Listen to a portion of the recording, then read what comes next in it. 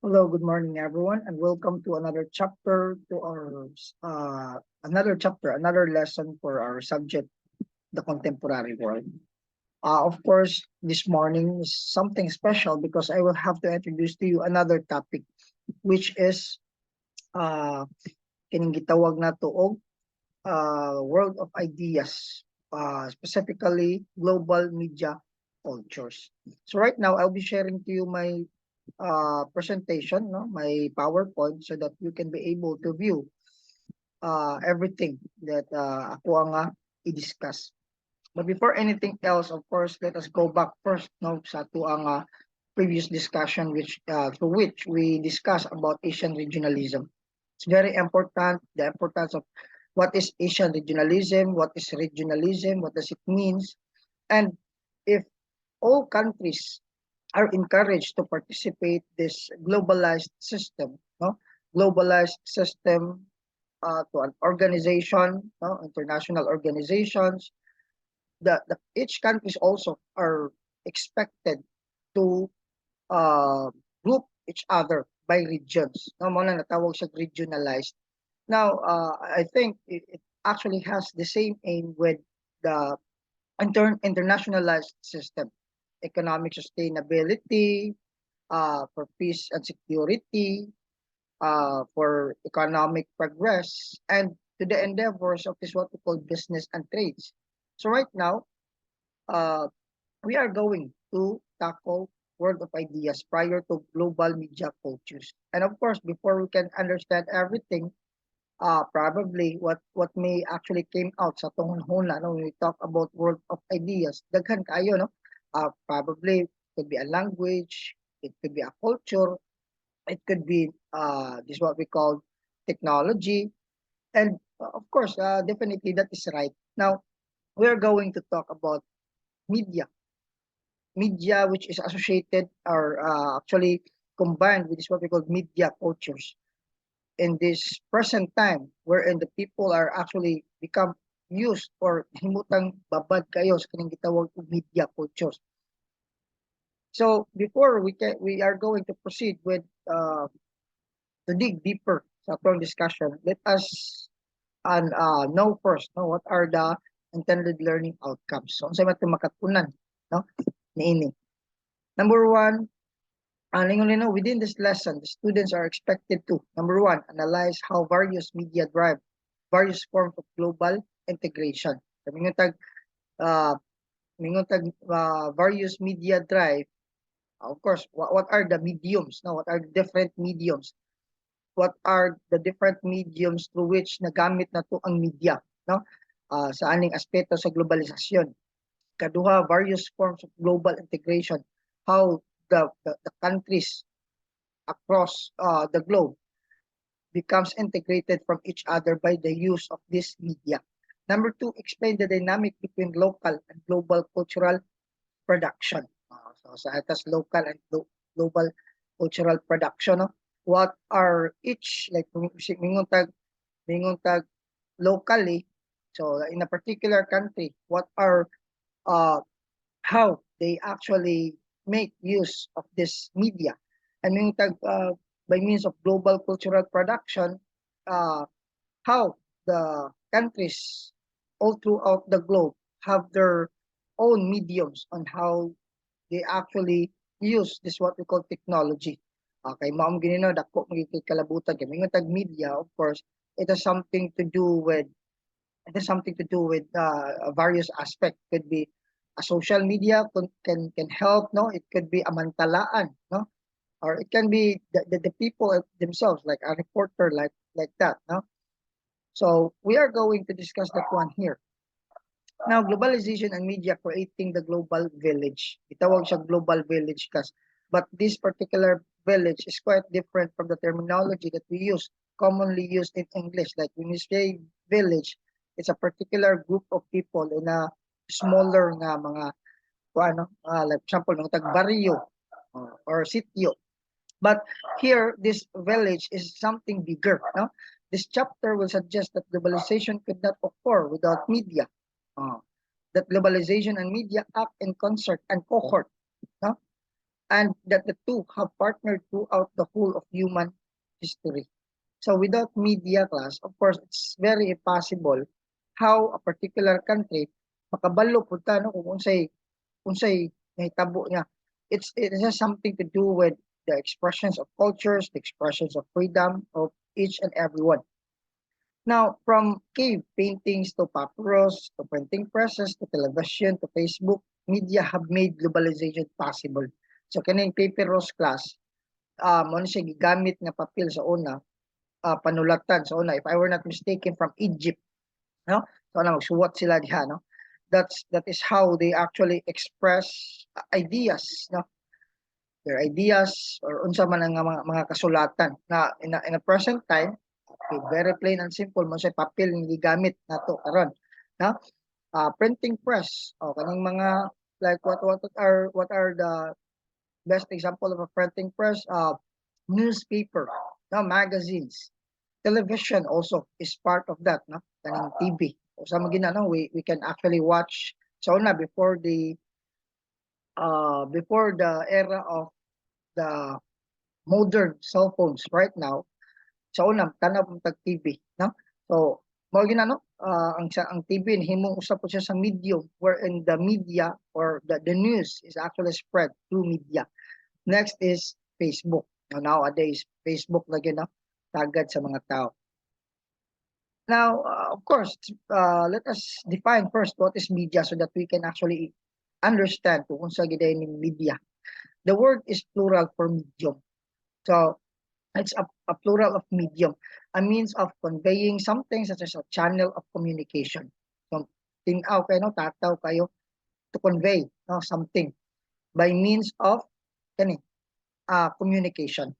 The word media came into general circulation in the 1920s. So it started from 1920s.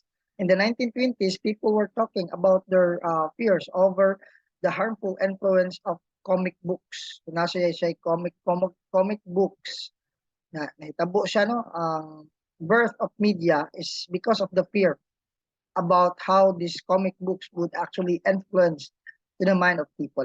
Radio and film.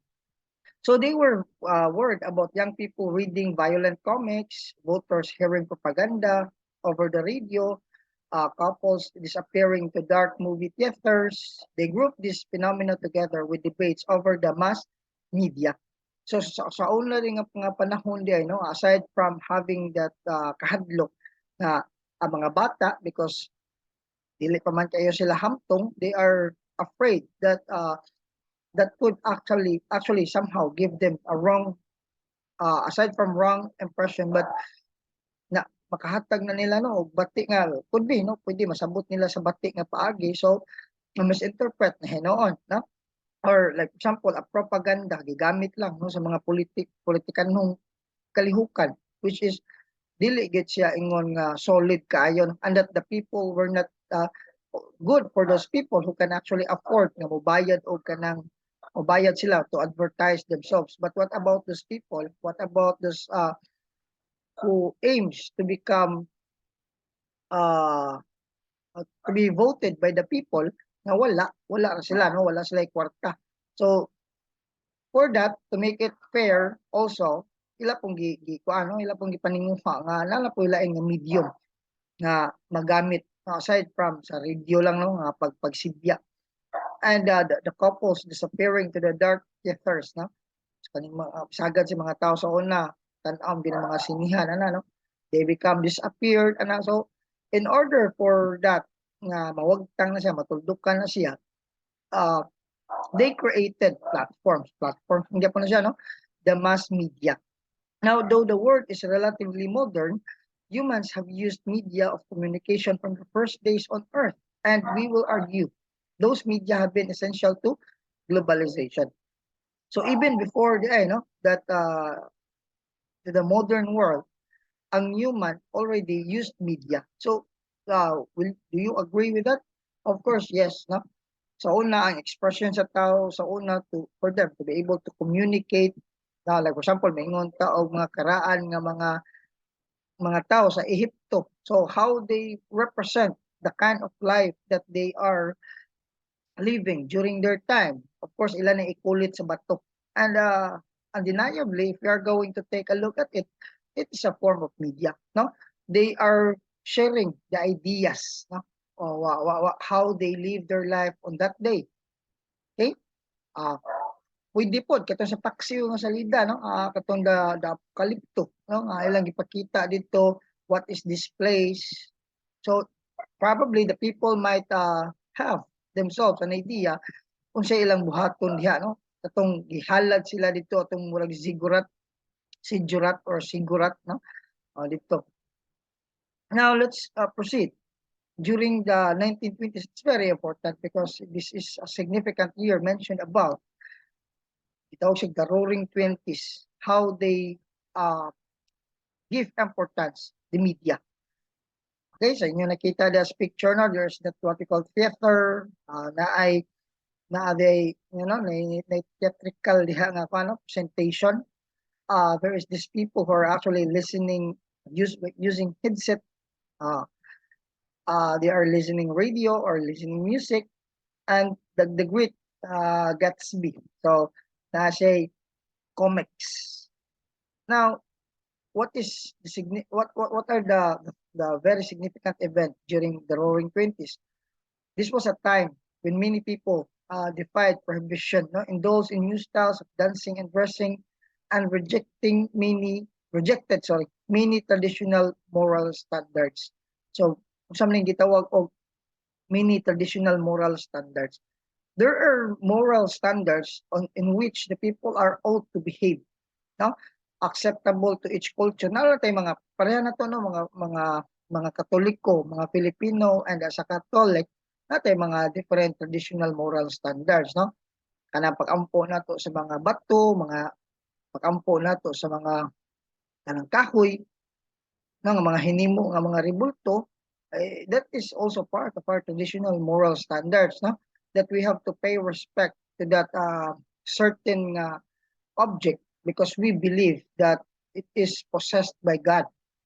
Okay, and other forms, no, the way we practice, no, sa tuwa pagmamano sa mga magulang, sa mga nakakatanda, to say po at opo, the manners of eating, how we Filipinos actually ano kanabang how we are actually kung saan to pagkaon, no, daghan kay ta.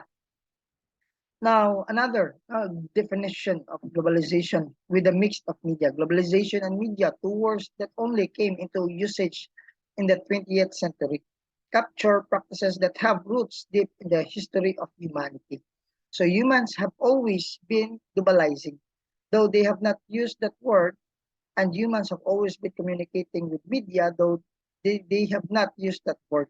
So even if kanino sa atua, no, sa una prior sa una nga panahon, even though dili pa kayo inana babad kayo ang media, but it was already understood that the certain communications and the way the people actually express their ideas is already there, no, even in this present time, even not in this present time nga nanatay mga cellphone. Now, globalization is defined as a set of multiple, uneven, and sometimes overlapping historical processes, including economics, political, and culture, and have combined with the evolution of media technology to create conditions under which the globe itself can be understood as an imagined community. You know, nalala tayo gitawag aning imagined community.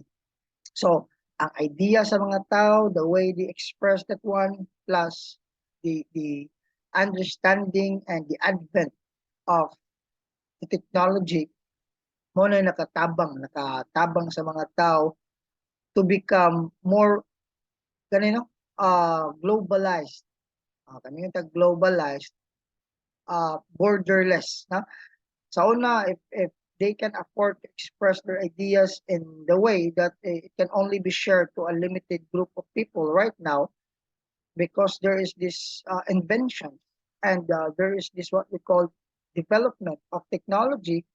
So everything becomes more easier, more possible, and everything is kuan na gid no maabot ra gid, no, pwede karon, no, if someone, especially a special person like the president, would actually tell something about his ideas on a particular country, it can easily be spread in a matter of minutes. No, dili na sama sa una nga wata kabaw kung sa istorya ni Bill Clinton, sa istorya ni mga mga karaan ng mga leaders. So dugay kayo, no, kay wala pa may social media, no? Wala pa may technology. But right now that the technology was already developed, it's everything becomes so easy na. Okay, so let's go to the evolution of media and globalization. Scholars have found it logical and helpful to organize the historical study of media by time periods or stages. So it's very important also that we have to understand how this particular media is evolving. Okay? For example, the Canadian theorist Harold Ennis in 1950, Marshall McLuhan's teacher writing in the 1940s and 1950s divided media into three periods. What are these three periods? The oral, the print, and electronics. So oral coming from bakbak, print, newspaper, and electronic media is coming from radio, TV, and na. We have James Lowell, 2000, writing at the close of the 20th century, no added digital to those three. So, nanatay electronic na TV, radyo, na po kita og digital. No? Terhi Rantanen, places script before the printing press and breaks down the electronic period into wired and wireless for 6 periods. Okay, mo na. Ngayon mo ng wireless, no? In 6 periods. Kani, ang ato ang gadgets karon. This is an example of media platforms where we can actually use. It is wireless. The laptop can be wireless. The cell phone can be wireless. Okay? So, let's go to the evolution of media and globalization. So for our purposes, 5 time periods usually capture the study of globalization and media. We have this what we call the oral, the script, print, electronic, and digital. So, as you know, okay, let's start with the oral media. So the oral medium, wherein the human actually talk to each other, human speech. This is, I think, the most traditional and the oldest and most enduring of all media. So right now, bisan natin mga platform, natin mga wireless media, we have cell phones still. Kaning pagtampi, no? Kaya wala po no? We can never share anything without talking. So, pwede man siguro, but remember, the backbone of communication is to say something like a word. Okay? At some point, di ba masabtan, masigilan tag sinyas-sinyas. So I think that is the backbone and the most enduring, ito siya most enduring because that can never be separated. That can never be lacerated. No? Di siya malaslas. Kaya nga na siya, mo siya pinaka-importante. Over hundreds of thousands of years, despite numerous changes undergone by humans and their societies, the very first and last humans will share at least one thing, the ability to speak.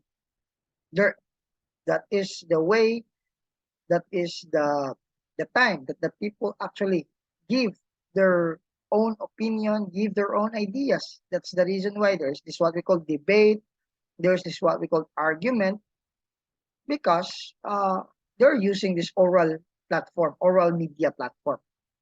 When speech developed into language, Homo sapiens had developed a medium that would set them apart from every other species and allow them to cover and conquer the world. So I think that's one of the ability that we have. No?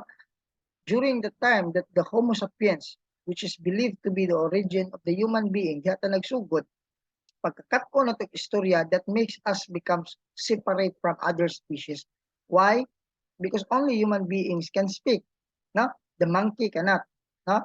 Though it was actually believed to be that we as a human being started from that monkey and we evolved. That's according to science. But if we are going to take a look at it, di man na tabi ang monkey. We become separated. That doesn't mean nga separate kita, lahi kita, no? But supreme among any other species. How did the medium of language aid globalization? Kung sa man niya pagkatabang, Language allowed humans to cooperate. Tinuod, no? Because kung pinaagi sa ato ang language, the language of expression, the way kaning hand gestures, the way we utter words. Like for example, mingon ko ninyo nga, I am in pain right now, so please understand. So with that, you're going to uh, step back, no, and somehow give me a room to have myself becomes comfortable, no. Like for example, mingon ko ninyo, I need some help, or coming from my own tawag na to, ako ang kaugalingon nga ko ano actions, makita ninyo that I badly need a help.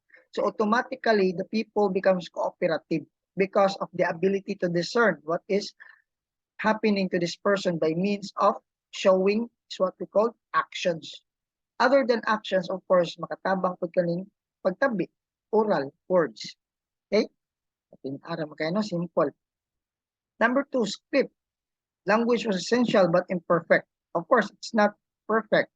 The way we deliver words is sometimes uh, it can be done sarcastically.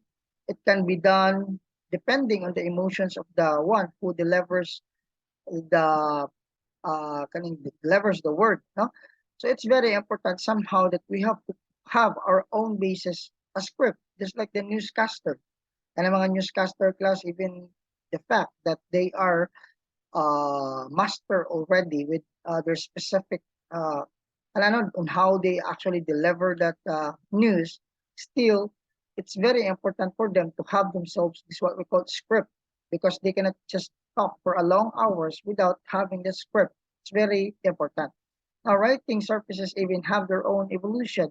Writing was done at first as carvings, just like sa akong gi-explain niyo kaganiha, no?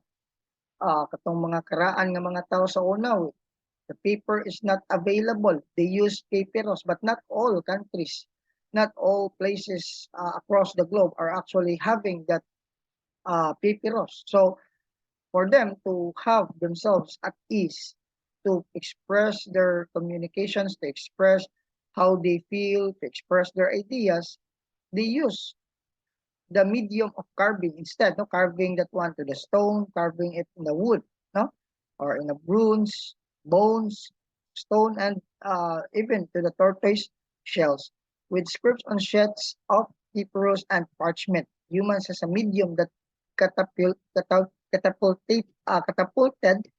globalization. The script also allowed for the written and permanent codification of economic, cultural, religious, and political practice. So these codes could then be spread out over large distances and handed down through time. So the Greek civilizations from Egypt and Greece to Rome and China were made possible through script. Na ginano na muna gibasihan sa ato ang mga anthropologists, no? Kaya itong mga anthropologists, all of those remains, yung gitag, all of those remains, tanan, mabutang, bukog, pwede po mga plato, everything, anything that is available in that particular place, including this what we call the scripts, no? mga panulatan, mga bato, no? So ilan ang ginagamit.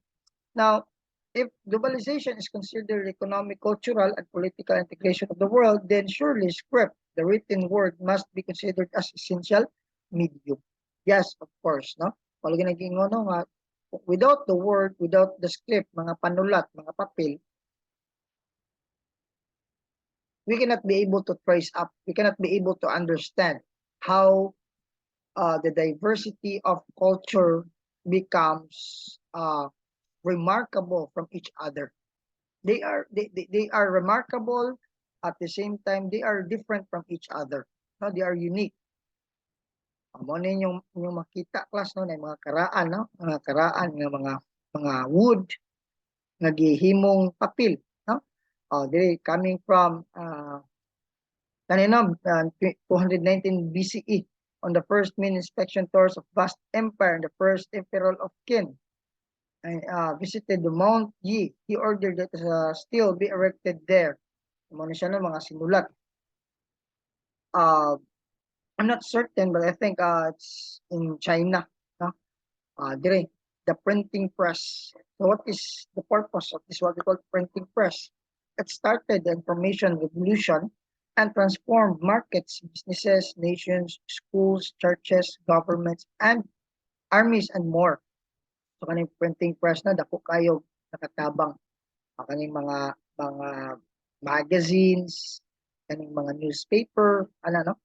Prior to the printing press, the production and copying of written documents was slow, no? Cumbersome and expensive. Sa unang panahon, when they are going to publish something, of course, it's very expensive. Uh, there is that picture that was actually presented from my student na kuan siya no gihimo ko siyang lisod kaayo sa unang panahon kay tablets pa man no dili tablets nga kanang tablets nga cellphone kundi kan mga bato kundi mga bronze do diha itatak ang mga isulat na kanyo imagine if they will they themselves would actually practice that one every day sus pila ka bronze ang ilang makonsume. Okay, uh, very important. The papyrus, parchment, and paper that spread civilizations were the province of a select, powerful few. Reading and writing, too, were practices of the ruling and religious elite. So the rich and the powerful controlled information. So kanana, importante. With the advent of the printing press, first made with movable wooden blocks in China. So it started from, it believed to be coming from the accounts, it started from China, that's according to their traces. And then with movable metal type by Johannes Gutenberg in Germany. So, gikan sa wood, nahimo siyang metal, no, by started from the Germany, from Johannes Gutenberg.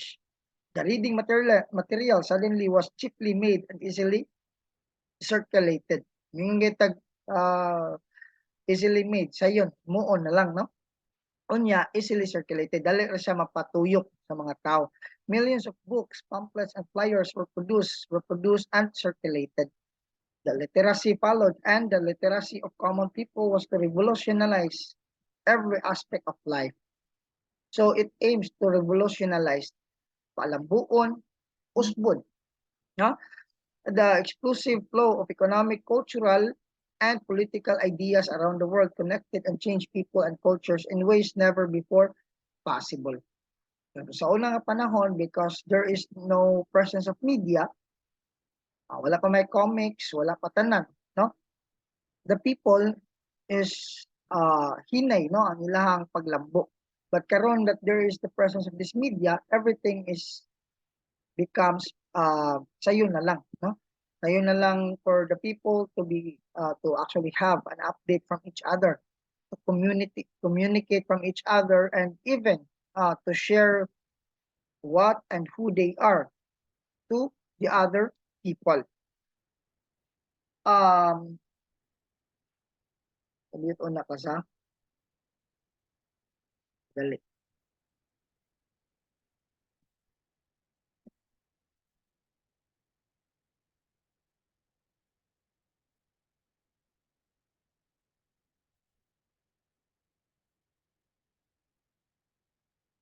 Okay, so since we're done from the printing press, which we are going to proceed with the next slide. Ano siya now no, movable wooden blocks in China and movable type by Johannes Gutenberg in Germany. So muna yung mga naong class, no, mga kahoy. And if you want to actually understand that one deeper, we have this link here that I provided for this presentation. Pwede ninyo malanta, no, kung sige din naong ano niya. Now, let's proceed with the electronic media. Na beginning in the 19th century, a host of new media would revolutionize the ongoing processes of globalization.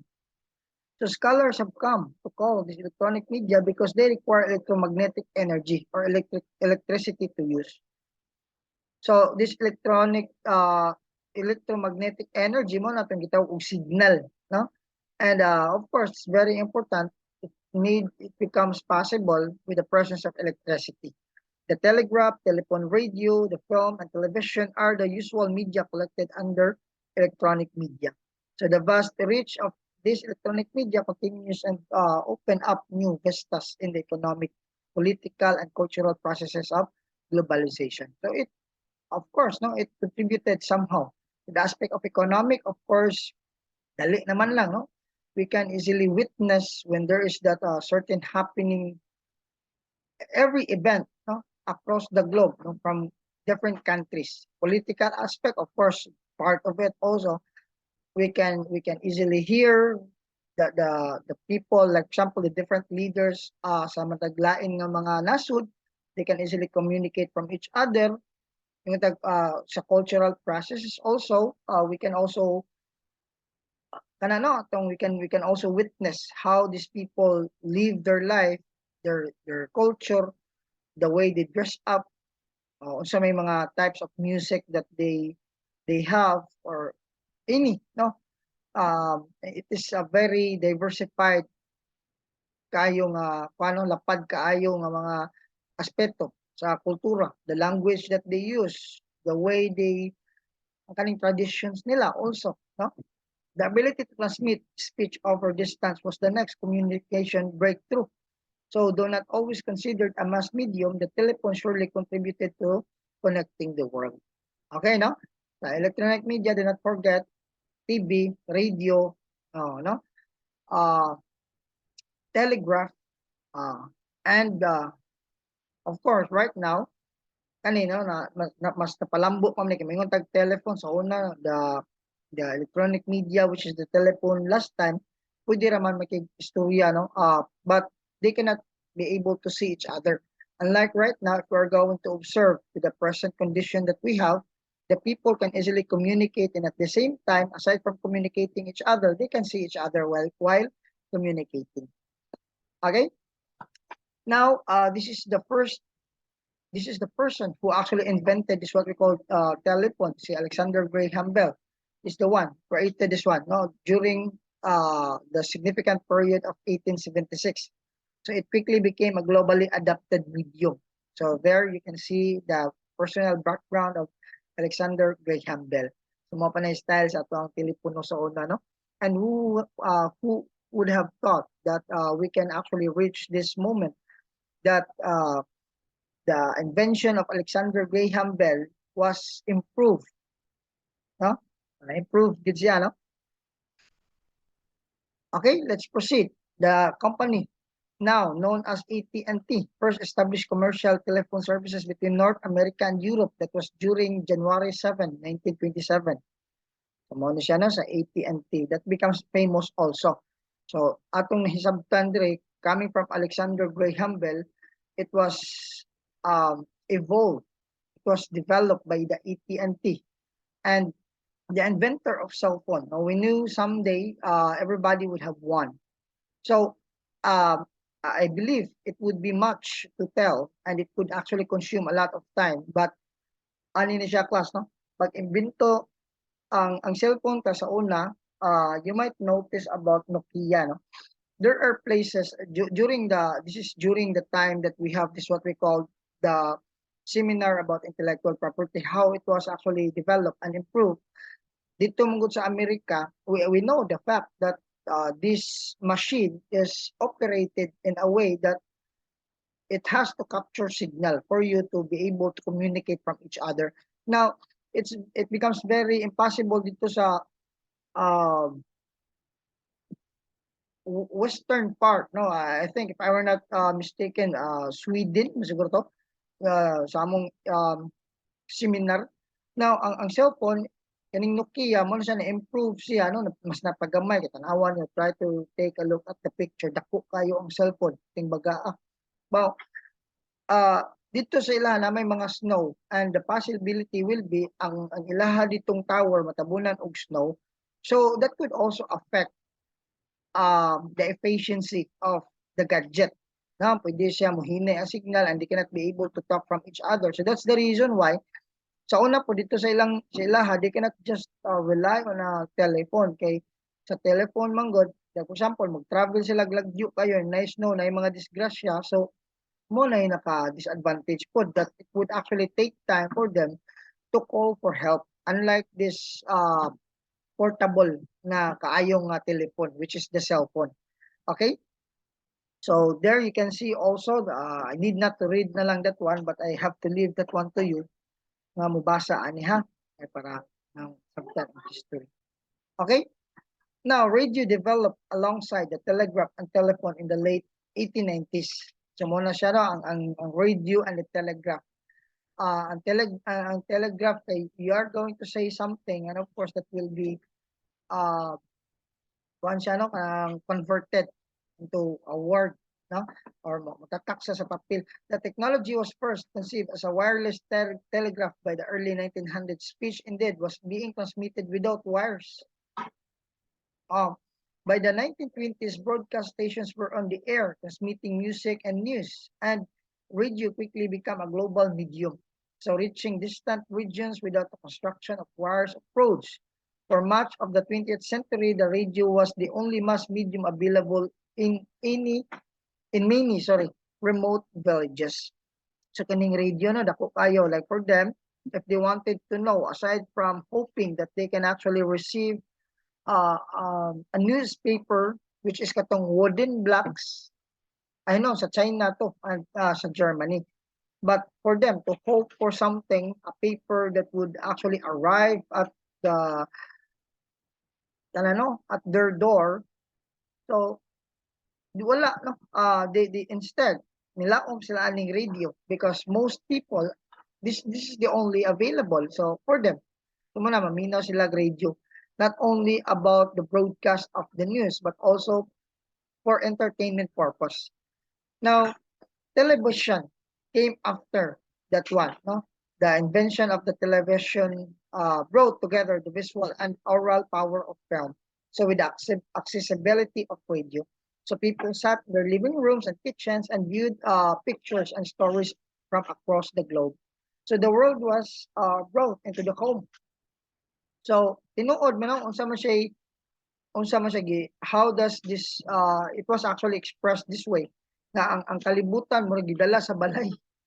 If we are going to understand that one in a very shallow manner, but not like that, no?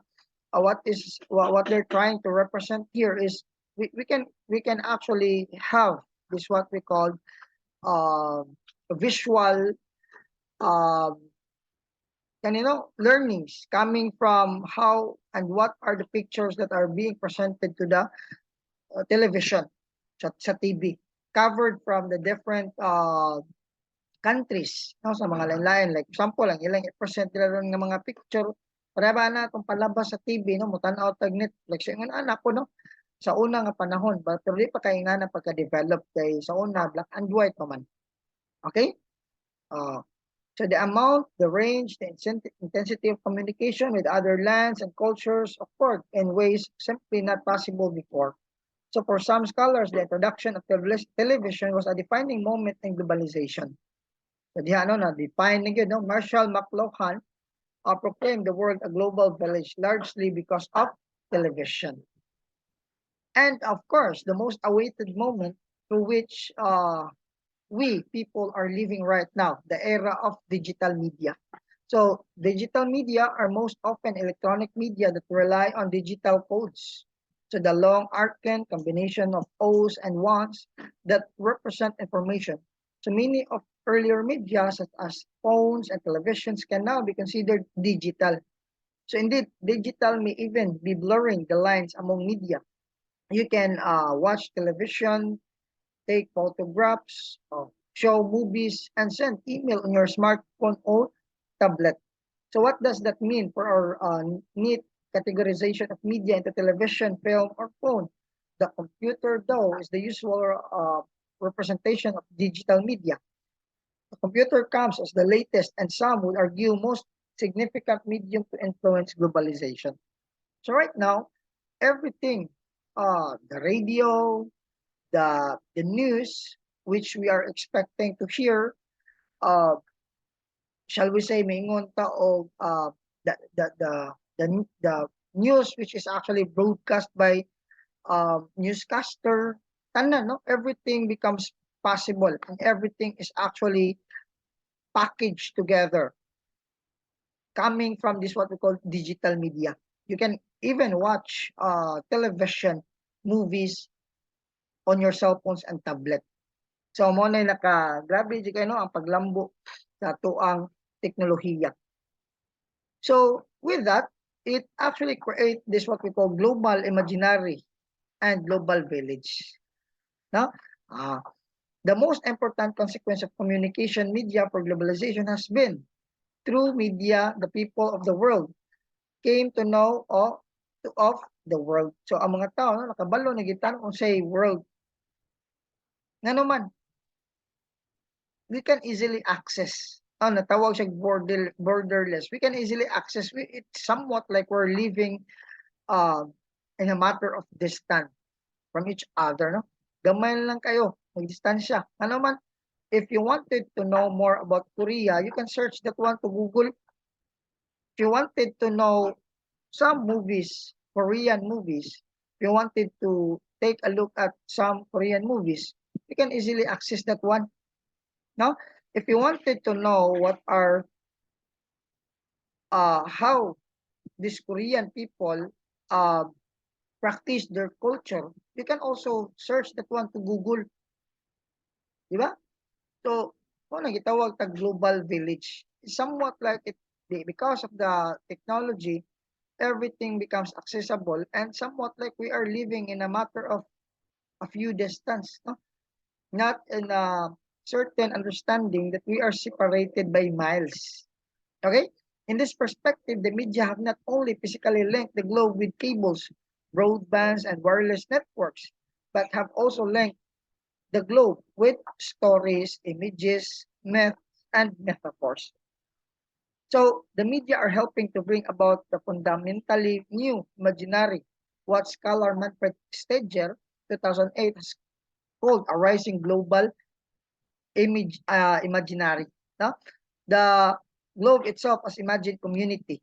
So in the past, only a few privileged people thought of themselves as cosmopolitan. That meaning the cosmopolitan class, that they are those people who happens to study, no?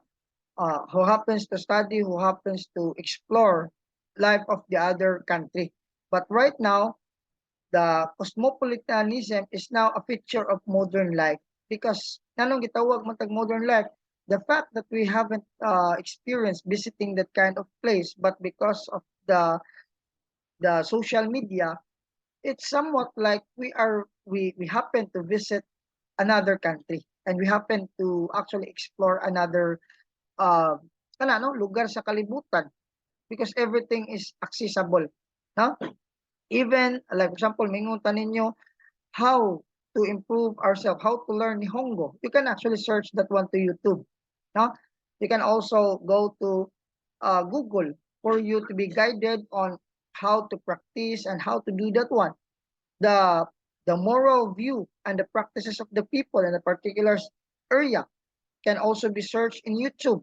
Like for example, if you wish to go to an Islamic country, so of course, first and foremost, you should know what are the the law in that particular place. What are the do's and don'ts that you must know para nga di ka mapahamak. Adto ka dito instead of visiting the place, mapahamak na nung ka because in the first place, waka kabalo sa ilang balaod. And remember, the ignorance of the law excuses no one.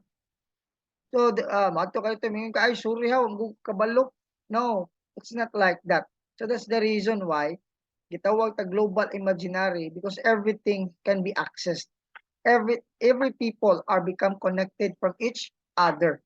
We can talk, like example, if imuhang isuon na dito sa Amerika, na dito sa dito sa North Pole, so long as the signal is available, you can actually talk to each other. Okay?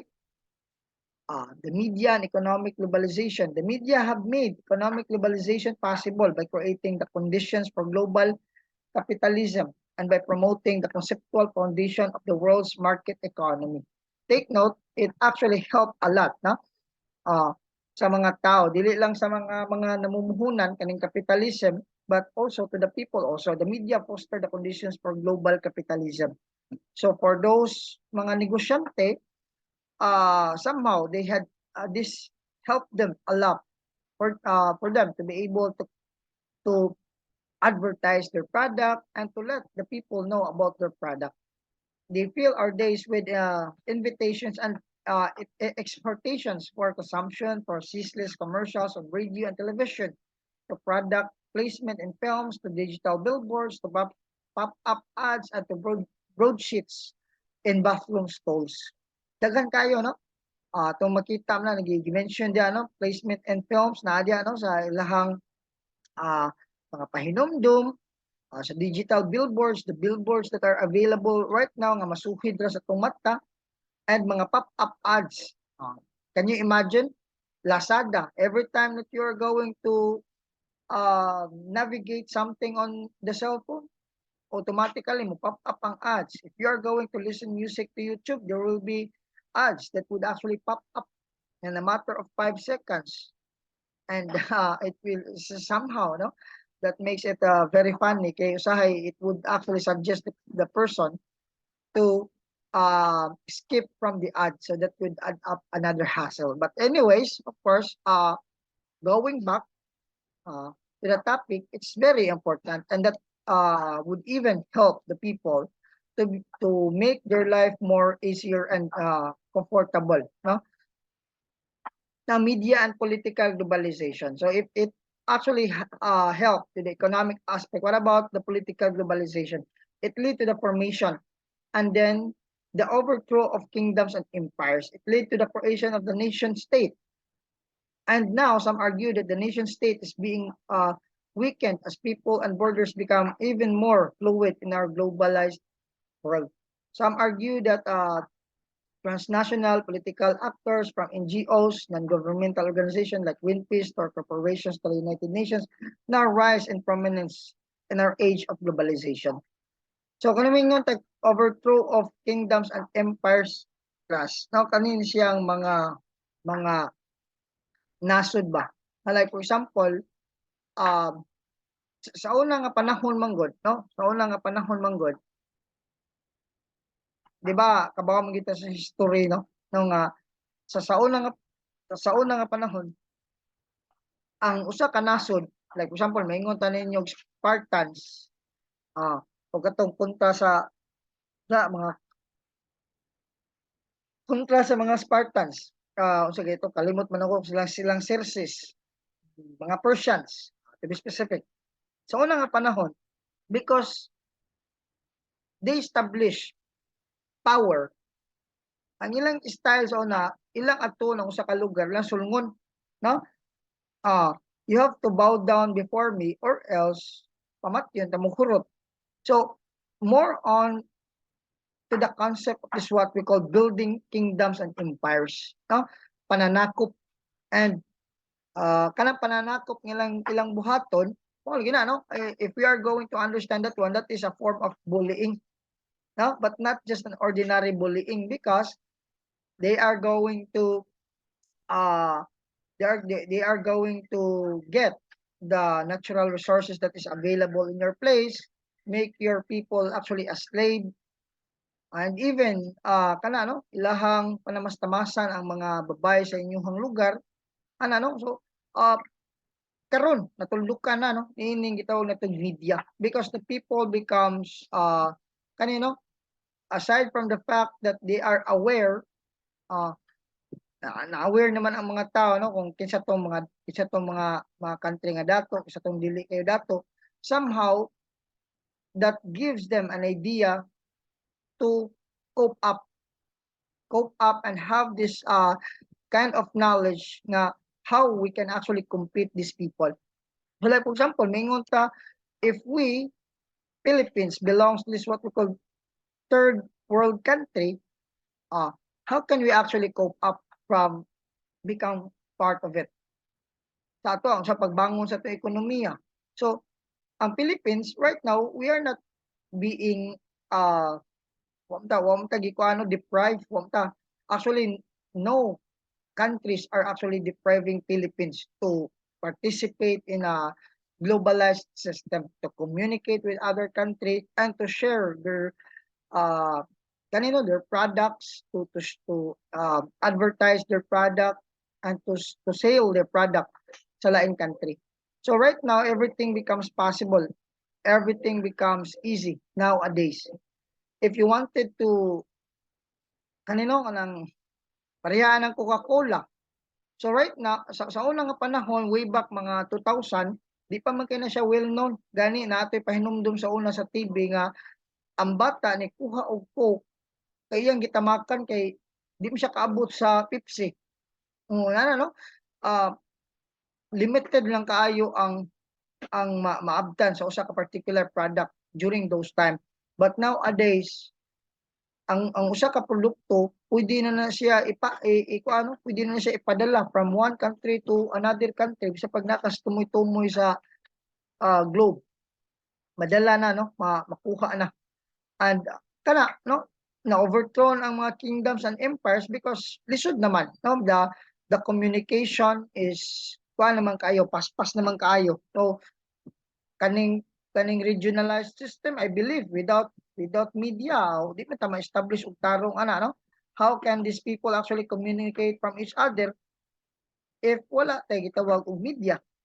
In an age of political globalization, the opposite hypothesis appears to be true.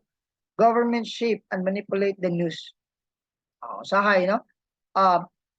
Kani magong pagsibya. Gani no, kani pagsibya dili mo siya kuan nga access no, that the people actually have their own access sa pagsibya. But sometimes there are specific countries na they are being controlled by the government. Like for example, mingon ko ninyo og kaning China. Ang China, they're not they're not gonna share something what is tanan no nga naa sa ilahang available, especially news that are very sensitive nga relating sa ilahang gobyerno, they're not going to share about that one. Maybe they have their own reasons also. And even like for example, mingon tag US, dapat limited lang po ang ilang paggawas, especially katong mga dili kayo mga sensitive. Now, media and political globalization, new media do indeed complicate politics. So these new media have characteristics: mobile, interactive, discursive, and participatory, so with dramatic political implications. So because of the low cost and ease of posting text, allow for the possibility of multiple varied voices and views that can challenge and question those in power. So citizens from worldwide can post photos and dispatches from breaking news event via cell phones, computers, and webcams. No, karon sayo naman kastan. We can easily access pictures, no, sa atong computers and webcams. We also have this what we call the activists around the globe can exchange information online and coordinate plans. Daghan kay mga bloggers and online newspapers can find new outlets and audiences that challenge government and authority. So at some point, sa unang nga panahon, wala pa man no? Karon naa naman no? Like example, mingon taning war against Ukraine, the war between Russia and Ukraine. So the people from dili lang certain people from Ukraine, but the total community of the globe are actually showing their concerns and kanano nagkuan sila no, nag-alsa ang mga tao. Nagkuan ang mga tao, nag-alsa sila sa gibuhat sa kaning Russia that it's not humane and it's not appropriate to actually conquer that particular country. Kinahanglan nga ilahan ang pasagdan ang Ukraine no, nga mo establish sila ilang kaugalingong government. They are going to govern their own people and to exercise this what we call sovereignty. Okay? So media and culturalized globalization. So the media on one level are the primary carriers of culture. So according to John Nevervin Curtis, there are actually three, no? Cultural differentialism, cultural convergence, and cultural hybridity. Now let us determine them one by one. Cultural differentialism suggests that cultures are different, strong, and resilient. The distinctive cultures will endure. Kaning ko ano? We have we are varied from different cultures, and that cultural differentialism suggests no to every individual that we are different and that uh kanino importante po kayo ni siya no kay gani mingon tanong sa atuang country natin itong kaugalingon nga mga practices natin like the way we dress up but at some point right now is napiktahan gid siya no though ato matan-aw siya no that we are distinct from each other nagitay mga kalahian but at some point right now murang gusto na mix na ang atuang culture the mix atong culture because we tend to no sa daghan nga aspect like for example if you wanted to work abroad like for example mingon tag ganahan ka magtrabaho og Japan of course you also have as early as now you have to practice their culture the way they dress up and first and foremost the way they communicate because that's very important so muna the people are actually forced to actually embrace that one because how can they actually exist how can they be able to have that job if they're not going to embrace the culture of that particular people and the same factors also applies when the foreign people would wish to visit here in the Philippines so same gapon no nga kinahanglan if you wanted to visit here in the Philippines you should know first what are the cultures of the Filipinos so that uh sayo na lang nimo no to establish relationship. Cultural convergence suggests that globalization will bring about a growing sameness of cultures. Ano? A global culture, likely American culture, some fear will overtake many local cultures, which will lose their distinctive characteristics. So naman gitawag og distinct characteristics. We as Filipino, the way we dress up, ang atong mga characters like karinyoso, conservative, but in the cultural convergence, nawala siya. No? Because from this, mo nang gingon ninyo that they become they are gitawag siya cultural imperialism. What is cultural imperialism? Those country that are dato, those country that are influential would affect those countries who are not influential. Like for example, pareha na to no mga Pilipino. Mo gina no na ang mga Pilipino since we are the major provider of manpower when it comes to overseas nga mga trabaho, ang mga tao na to lain-lain gino mag-practice gid kag lain-lain language. There are Filipinos who are working in Germany, France, Italy, o asa pa nga sulok sa kalibutan, practice sila og practice sila unsa na pag-dress up, practice sila pag unsa pag-istorya. And gani karon no nga sikat kay ng mga Korean nga mga sanina daghan po no? Daghan po ni embrace no daghan kayong mga mamalit kay for them nindot dutan sila no even practicing the language the Korean language. Cultural hybridity suggests that globalization will bring about an increasing blending of mixtures of culture. So mo no aside from kaning cultural convergence kani cultural hybridity natawag na tag hybrid because dili naman ni ordinary na to nga culture dili naman ni nga tuang pure nga culture natawag siya hybrid because it is a mix of culture we are trying to adapt and embrace the mix of culture parehani no sa Amerika kung magsulod kag formal tawgon kag wow he looks so formal o kana pero ari ka uy magsulod gani ka gani ingon ka uy la pastor sa birthday yan thank you for inviting us ang sa Philippines ang tabang ng spaghetti liit pa nung manok tiaw na cultural convergence Bisaya language extension English language domination so man na sa una mo na tong sininaan karon what have you observed usab cultural hybridity no globalization diyan na natay America's Got Talent Pilipinas suon pod no Pilipinas Got Talent now let's proceed with popular music and globalization so qualifying music as popular is value because I believe that all people are kanino not all but most of the people loves listening music so it is highly subjective it is because music actually expresses this what we call the aesthetic experience, the experience of beauty as an essential part of shared social activities. As a mediated and mass-produced cultural product and as of means for engagement with power and with otherness, Harrington, and Bill by 2001. So, kasi highly subjective siya, no? Kaya because there is this what we call a shared of social activities. Okay?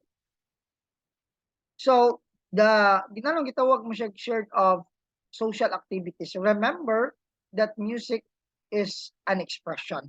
So, could be, the music can also be part of sharing the people's activities. Like for example, sinulog. Sinulog is also a music na tayo na magsinulog, tantanan, magpitsinyo. Ano, no? Oh, that expresses that the people uh, has to share something, has to group together and to enjoy together, no? And the celebration of their patron. So, inana, no? Magdepende siya. Now, there's the emerge of this popular music and musicians in society. So, from the local to the global. So, when the terms of globalization and music are put together, they tend to conjure up critical reflections regarding the notions of culture, place, and identity. So na ginano ang mga music lain-lain gina siya sa matag lugar.